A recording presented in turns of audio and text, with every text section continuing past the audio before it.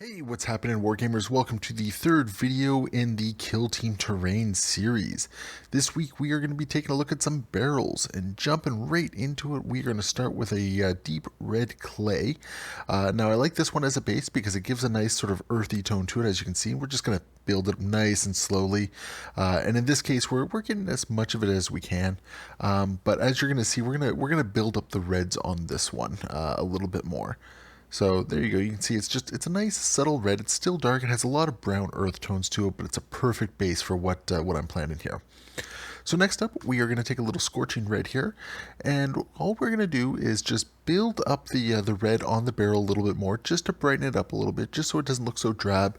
And using a similar technique, hitting it at the angles, letting the direction do a lot of the shade and a lot of the work for us. These are all techniques that I showed you in previous videos. Very easy to do the same thing here.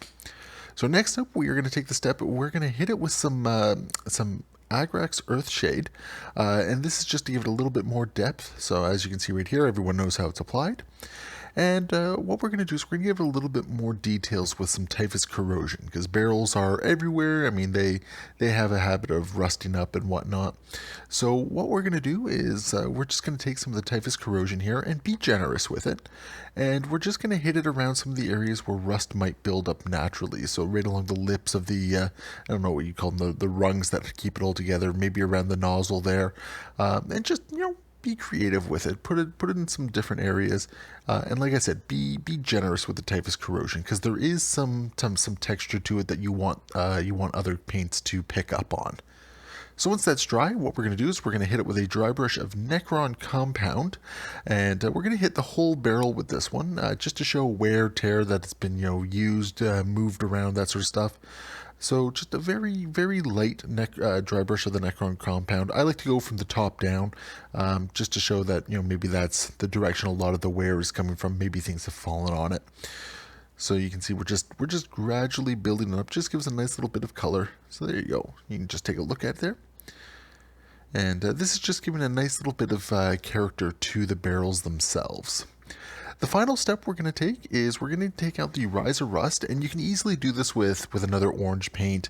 I just like the RYZA rust. The technical paints from GW have just been a lot of fun to play with.